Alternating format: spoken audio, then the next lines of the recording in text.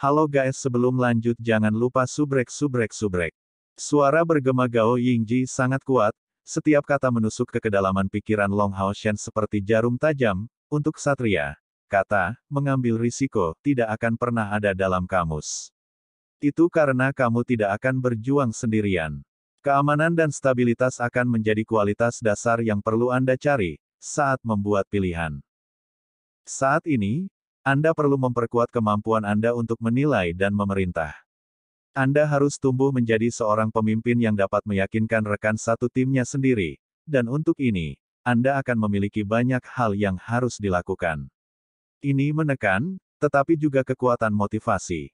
Dalam 3 bulan ke depan, saya tidak akan memberikan arahan apapun kepada yang lain, tetapi memfokuskan bimbingan saya hanya pada Anda. Jika orang lain melakukan kesalahan, Anda harus memperbaikinya. Tindakan orang lain akan menjadi sesuatu yang harus Anda putuskan. Dalam 3 bulan, Anda harus menjadi pemimpin yang memenuhi standar, seorang kapten yang berkualitas. Mulai dari saat Anda menjadi kapten dari pasukan pemburu iblis kelas 1 prajurit, hidup Anda bukan hanya milik Anda sendiri lagi, tetapi juga seluruh tim. Demikian pula, setiap anggota tim telah menyerahkan hidup mereka kepada Anda. Pada titik ini, kata-kata Gao Yingji menjadi berat, dan suasana di kereta berubah menjadi serius. Penampilan semua orang jatuh pada Long Haoshen. Long Haoshen mengambil napas dalam-dalam, perlahan merentangkan tangan kanannya ke depan. Dengan nada yang dalam, dia berkata, "Jangan pernah meninggalkan. Jangan pernah menyerah. Saya, Long Haoshen dengan ini berjanji, saya tidak akan pernah meninggalkan rekan satu tim saya. Saya akan menggunakan hidup saya untuk membela kehormatan tim dan menjaga kalian masing-masing tetap aman. Pedangku akan terhunus di hadapanku untuk kalian semua, dan perisaiku akan digunakan untuk memblokir musuh kita yang paling kuat." Bagus. Sima Xian berteriak keras. Dengan suara sederhana, tangannya diletakkan di tangan Long Haoshen. Lin Xin dan Han Yu juga mengulurkan tangan mereka ke depan, menempatkan tangan mereka di atas 2 tangan lainnya. Wang Yuanyuan menamparkan miliknya dengan paksa, menyengat tangan Lin Xin dan membuatnya meringis kesakitan. Chen Yinger dengan gesit meletakkan tangannya di atas tangan Wang Yuanyuan, berdiri tegak dengan tangan lainnya menekan dada kecilnya. Aku juga tidak akan menyeret semua orang ke bawah. Tangan Keier diam-diam diregangkan dan ditekan di bawah telapak tangan Long Haoshen. Dan pada saat itu, sebuah cakar besar juga direntangkan ke depan, diletakkan di atas cakar Chen Yinger dengan jeritan. Itu sebenarnya Hao Yue. Chen Yinger menatap lekat-lekat pada orang ini. Tapi kemudian, 3 kepala Hao Yue menoleh pada saat yang sama, matanya melihat ke atas dan ke bawah. Penampilan itu jauh lebih mirip manusia daripada kebanyakan manusia, membuat jantung Chen Yinger berdebar kencang. Long Haoshen berkata dengan keras, "Kami adalah tim, kawan yang dapat mempercayakan punggung mereka satu sama lain." Kelompok itu berbicara serempak, "Jangan pernah meninggalkan. Jangan pernah menyerah." Ini adalah pernyataan Hao Yue. Melihat adegan ini, Gao Yingji hanya bisa mengencangkan bibirnya. Dia merasa seolah-olah kembali ke hari itu, 20 tahun yang lalu, ketika pasukan perburuan iblisnya sendiri didirikan. Tapi sekarang, teman-temannya. Apa yang tidak diharapkan oleh Gao Yingji adalah bahwa kelompok anak muda ini akan bertindak dengan sangat cepat. Tanpa ragu, ini benar-benar awal yang baik. "Paman, pasukan perburuan iblis sangat menarik. Aku juga ingin masuk ke dalam pasukan perburuan iblis."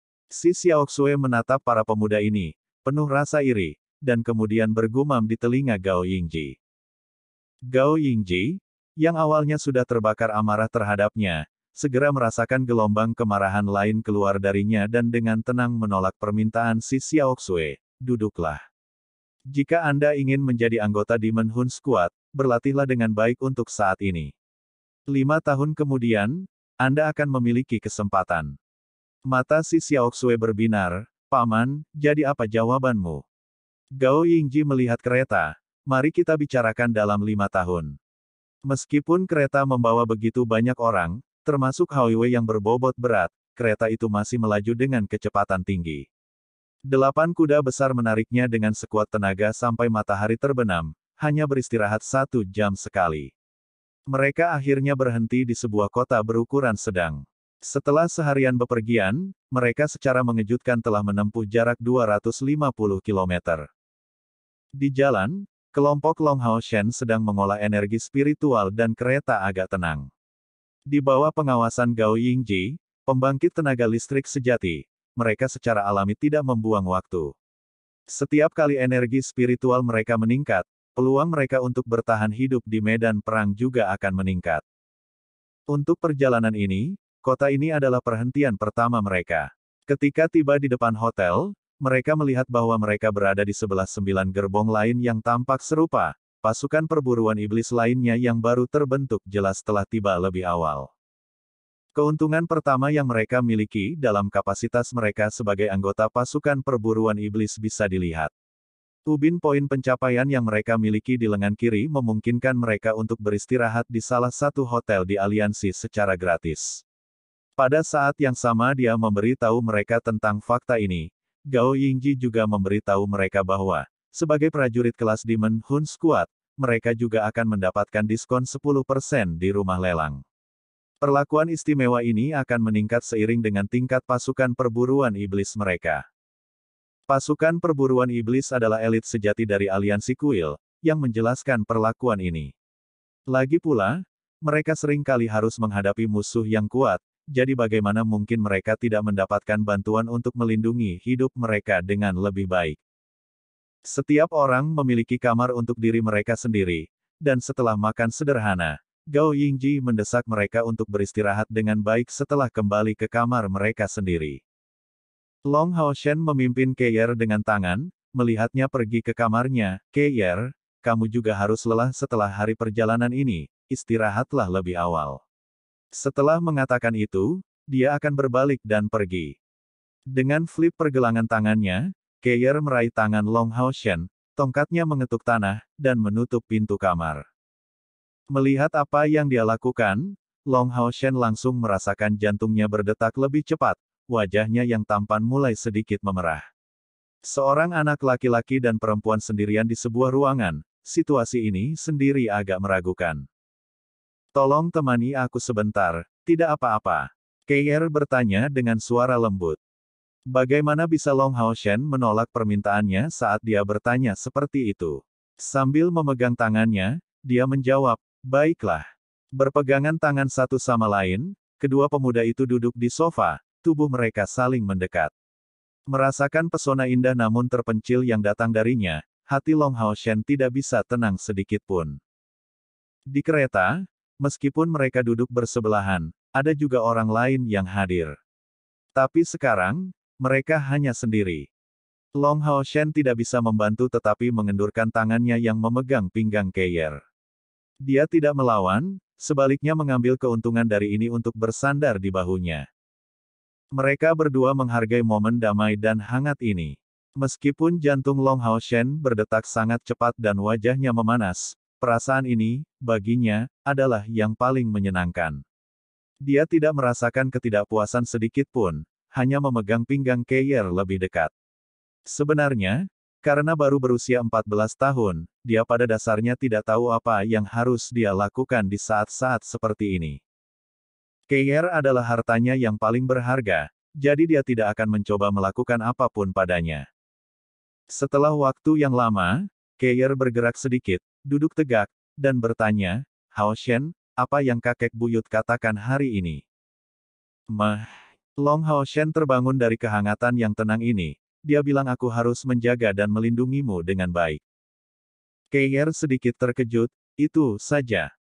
Long Hao Shen menjawab, dia juga mengatakan bahwa saya bisa melakukan hal yang sama seperti Anda di masa depan dan memanggilnya kakek buyut, dan bahwa Anda memiliki kehidupan yang sangat sulit. Seluruh tubuh Keyer bergetar. Melihat Long Hao Shen tepat di mata, dia bertanya dengan harapan, apakah dia benar-benar mengatakannya? Itu benar? Bagaimana dengan itu? Long Hao Shen memberinya tatapan bingung. Detik berikutnya, dia melirik Keyer, yang matanya basah dan seluruh tubuhnya sedikit gemetar. Melihatnya dalam penampilan ini meningkatkan gairahnya lebih jauh. Long Hao Shen segera merasakan sakit di hatinya, buru-buru menariknya ke dadanya. Keier, jangan menangis. Apa yang salah? Bersandar di dadanya yang hangat, tubuh Keier secara bertahap berhenti gemetar. Perlahan melepas cadar yang menutupi wajahnya, dia menempelkannya di dekat dadanya, kedua lengannya melingkari pinggangnya. Hao Shen, apakah kamu ingin mendengarkan masa laluku? Tanya Keier. Long Hao Shen dengan lembut menjawab, selama Anda bersedia menceritakannya kepada saya bersedia mendengarkan. Suara Keier lembut dan membawa sedikit kegelisahan, saya adalah orang yang tidak memiliki masa kecil. Di mata orang lain dari kuil assassin, aku semacam putri. Tetapi jika saya punya pilihan, saya lebih suka hidup sebagai gadis biasa. Warisan kuil assassin kami tidak sesederhana salah satu kuil ksatria atau kuil prajurit Anda sama sekali, siapapun memiliki kemungkinan untuk belajar bagaimana menjadi seorang pembunuh. Satu-satunya persyaratan adalah memiliki persepsi yang sangat tinggi dan bakat bawaan. Membina seorang pembunuh jauh lebih sulit daripada membina seorang ksatria atau seorang pejuang, itu membutuhkan seseorang untuk mengerahkan banyak upaya fisik dan mental. Jadi, di dalam kuil assassin, metode pelatihan rahasia telah dirancang. Ini dapat digunakan pada anak-anak berusia sekitar 3 tahun untuk menentukan apakah mereka memiliki bakat kultivasi bawaan atau tidak. Selama bakat bawaan mereka tidak terlalu biasa-biasa saja, memenuhi setidaknya persyaratan dasar untuk mampu menjadi seorang pembunuh yang memenuhi syarat, mereka akan dibina oleh kuil assassin. Ini adalah pertama kalinya Long Hao Shen mendengar Keier berbicara begitu banyak. Pada saat itu, dia adalah satu-satunya pendengarnya, dengan lembut memegang tangannya dan mendengarkan ceritanya. Pada usia 3 tahun, saya ditemukan memiliki energi spiritual internal bawaan melebihi 90, membuat saya disebut Putri Suci Samsara. Mendengar kata-katanya, Long Hao Shen langsung terkejut, tapi dia tidak mengatakan apa-apa, hanya mendengarkan kelanjutan ceritanya. Pada saat itulah mimpi buruk saya dimulai. Jejak kesedihan yang mendalam muncul di wajah cantik Keier. Sebagai anak berusia 3 tahun, saya awalnya seharusnya dimanjakan oleh orang tua saya, bermain tanpa peduli atau mengkhawatirkan apapun. Namun, saya tidak pernah bersama anak-anak seusia saya. Pada saat saya baru berusia 3 tahun, saya dibawa oleh kakek buyut saya ke sebuah gua yang gelap dan dingin. Di sana, saya tidak punya kerabat, dan bahkan tidak punya makanan. 7 hari dari 7 hari, satu-satunya hal yang menemaniku adalah belati hitam yang melayang di udara. Aku menangis, dan aku menangis. Saya memanggil ayah saya, untuk ibu saya. Tetapi bahkan ketika suara saya menjadi serak, bahkan ketika air mata saya mengering, tidak ada jawaban sedikit pun. Aku merasa dingin. Saya sangat takut. Bahkan jika saya baru berusia 3 tahun saat itu, saya masih dapat mengingat semuanya dengan jelas. Tidak ada yang datang untuk menyelamatkan saya, tidak ada. Aku harus menahan dingin dan ketakutan, sendirian. Kesadaran saya berangsur-angsur menghilang, indera saya tumpul. Saat itu, saya adalah seorang anak berusia 3 tahun yang bahkan tidak tahu apa itu, keputusasaan, tetapi saya merasa bagian dalam tubuh saya sedingin gua itu. Aku benci mereka, aku benci kakek buyut, aku benci ayah, aku benci ibu. Aku benci semua orang. Kenapa? Kenapa mereka harus membuangku di tempat seperti itu? Pada titik ini, Keier sudah bermandikan air mata. Long Hao Shen tidak akan pernah menyangka bahwa dia benar-benar akan memiliki pengalaman seperti ini. Untuk anak berusia 3 tahun, seberapa menyakitkan dan menyedihkannya. Tidak heran Keier selalu begitu dingin. Semuanya sebenarnya berasal dari waktu itu. Long Hao Shen hanya merasa bahwa hatinya kesakitan. Dia menggunakan kekuatan untuk memeluk Keier, memeluknya erat-erat. Dia ingin mengirimkan kehangatan tubuhnya padanya, sehingga mempengaruhi tubuhnya dan es di hatinya. Keier sama memeluknya lebih dekat, hatinya pecah ketakutan dan perasaan seolah-olah dia baru saja kembali ke tempat lembab suram yang hanya dingin dan gelap, sampai-sampai kukunya menggali ke dalam daging punggung Long Hao Shen, tubuhnya bergetar berulang kali. Untuk waktu yang lama dia tidak bisa tenang sama sekali. Sejak saat itu, ayah, ibu, kakek, nenek, dan kakek buyut, itu tidak lebih dari nama. Aku membenci mereka, dan tidak akan menganggap mereka sebagai saudara. Karena keegoisan mereka, saya membenci mereka. Bahkan jika apa yang mereka lakukan adalah demi seluruh aliansi kuil. Apakah mereka memikirkan perasaanku? Mulai dari saat itu, saya bukan lagi kerabat mereka, tetapi hanya senjata sedingin es, senjata dengan kemungkinan menghasilkan lebih banyak kehancuran daripada apapun. Keir berbicara sekali lagi, mungkin karena kehangatan yang datang dari tubuh Long Hao Shen atau dari fakta bahwa sebagian dari es dalam dirinya telah larut. Tubuhnya yang menggigil berangsur-angsur menjadi tenang, tetapi suaranya sama mencemooh seperti sebelumnya, penuh dengan kesedihan dan kemarahan.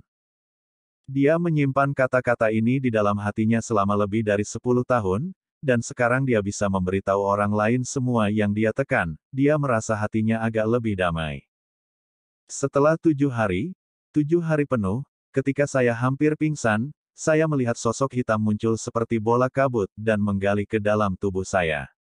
Dikonsumsi oleh keputusasaan, saya tenggelam dalam kesendirian mutlak. Kemudian, saya kehilangan semua kesadaran akan lingkungan sekitar. Ketika saya terbangun dari dunia yang sedingin es itu, anggota keluarga saya mengelilingi saya dengan wajah heran.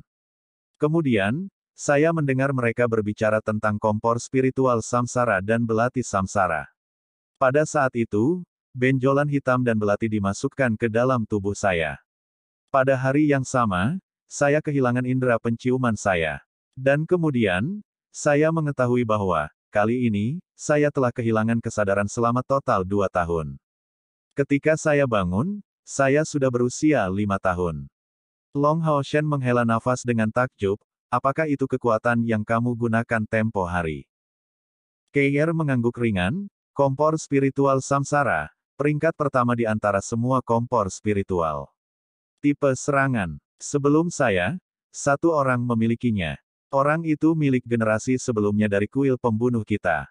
Mengandalkan kompor spiritual ini, dia menyerbu Kaisar Dewa Iblis peringkat pertama. Pada akhirnya, Sion of Samsara itu mati di tangan Kaisar Dewa Iblis. Tetapi Kaisar Dewa Iblis juga mati segera setelahnya dan Kaisar Dewa Iblis berikutnya menggantikannya. Selama masa krisis untuk aliansi, peristiwa itu berhasil terhenti untuk beberapa waktu yang berharga.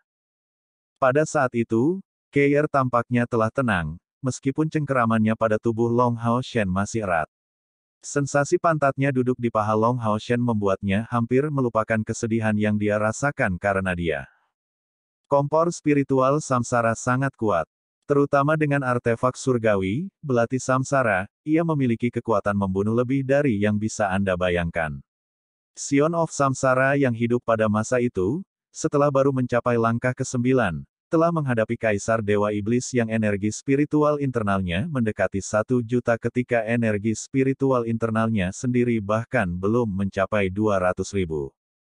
Hanya dengan mengandalkan kompor spiritual samsara dan belati samsara saja, dia berhasil menyeret Kaisar Dewa Iblis ini ke sisi lain bersamanya, menjadi pahlawan terhebat di kuil pembunuh kita.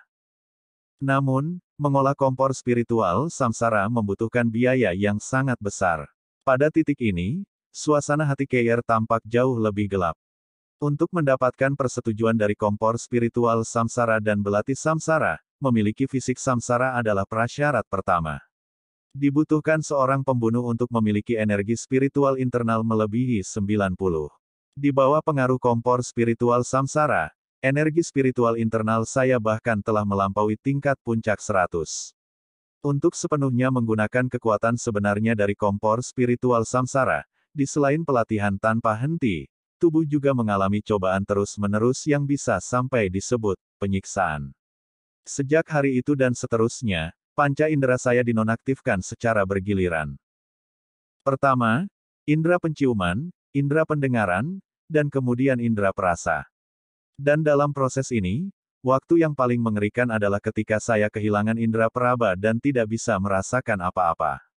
Pada saat itu, ketika saya tidak dapat merasakan atau menggenggam apapun, saya bahkan tidak dapat mengendalikan tubuh saya dan dibaringkan di tempat yang dingin selama 2 tahun penuh sebelum akhirnya pulih. Kemudian yang terakhir saya kehilangan adalah indera penglihatan. Dan karena itu, saya saat ini buta. Saat dia berbicara, Keir menarik tangannya dari punggung Long Hao Shen, dengan lembut membelai wajahnya. Jauh di dalam, Long Hao Shen gemetar. Selama ini, dia tahu bahwa jalur kultivasinya tidak hanya bergantung pada bakat bawaannya, tetapi juga pada usaha keras. Tetapi dibandingkan dengan pengalaman Keir, seberapa berhargakah usahanya sendiri? Untuk mencapai hasil saat ini, berapa banyak siksaan yang harus ditanggung Keir? Beberapa kali, saya hampir tidak tahan lagi. Terutama pada waktu dan tempat itu ketika saya bahkan tidak bisa bergerak sedikit pun selama 2,5 tahun, saya benar-benar sudah gila. Pada saat itu, saya tidak lagi memiliki keterikatan pada kehidupan. Disiksa sedemikian rupa bahkan lebih buruk daripada kematian. Tetapi ketika pikiran itu muncul, siluet seorang idiot kecil muncul di hatiku. Seseorang tanpa kemampuan sedikit pun, tetapi yang melindungiku dengan tubuh dan nyawanya. Menghadapi musuh yang sangat kuat, idiot ini melangkah maju dengan berani, bersedia mempertaruhkan segalanya untuk melindungiku yang baru saja dia temui beberapa saat sebelumnya. Dan justru si bodoh itulah yang meninggalkan benih kehangatan dalam diriku. Dengan kehangatan yang dibawa benih ini kepadaku, akhirnya aku merasakan kerinduan akan kehidupan, menantikan hari di mana aku bisa membayar kembali hutang itu. Antisipasi itulah yang membantu saya bertahan. Setiap kali saya tidak dapat menanggung efek samping kompor spiritual samsara lagi, saya akan memikirkan si idiot yang mengatakan dia akan melindungi saya pada saat itu ketika saya kehilangan suara saya bersama dengan indera perasa saya.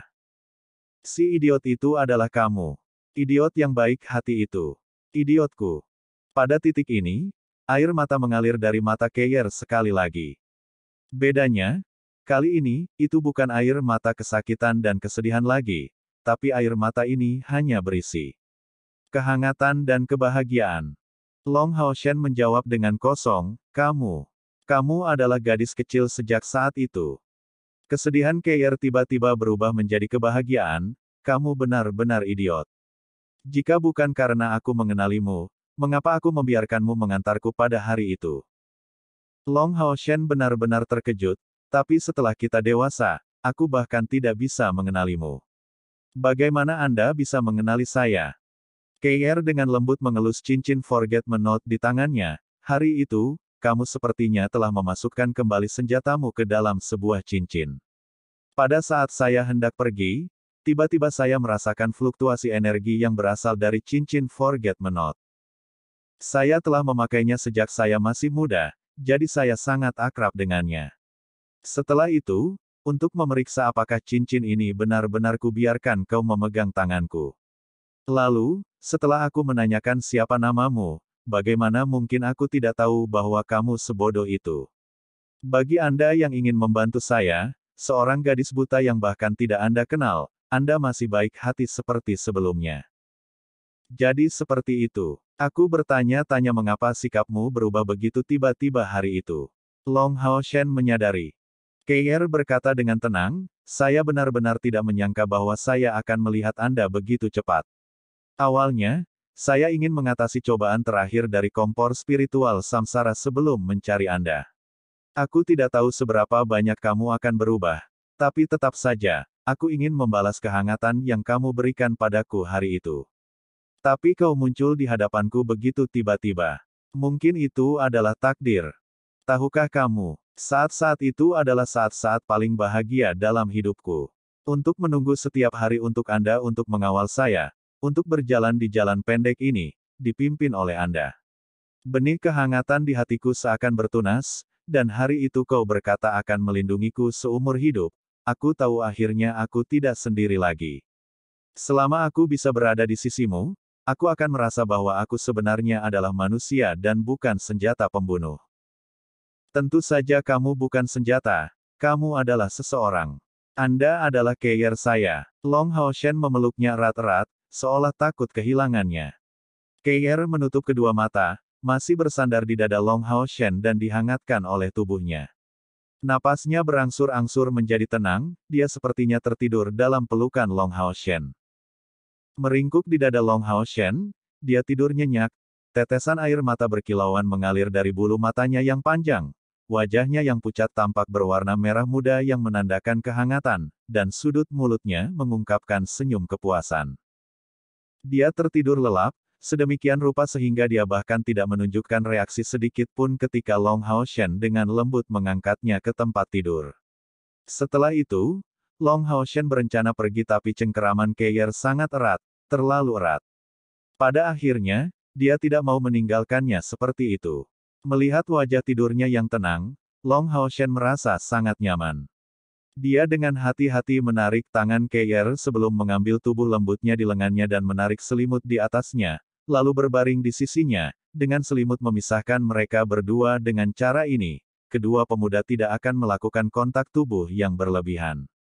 Dia tidak ingin, dengan cara apapun, untuk menyakiti Keir sedikit, bahkan jika itu hanya menjadi malu dari ketika dia bangun. House Keir untuk kehangatan Long Hao Shen ini telah melampaui keterikatan sendiri untuk pelatihan. Dia ingin memberinya kehangatan ini. Dengan lembut mencium dahinya, dia menyatakan, "Aku akan menjadi idiotmu selamanya."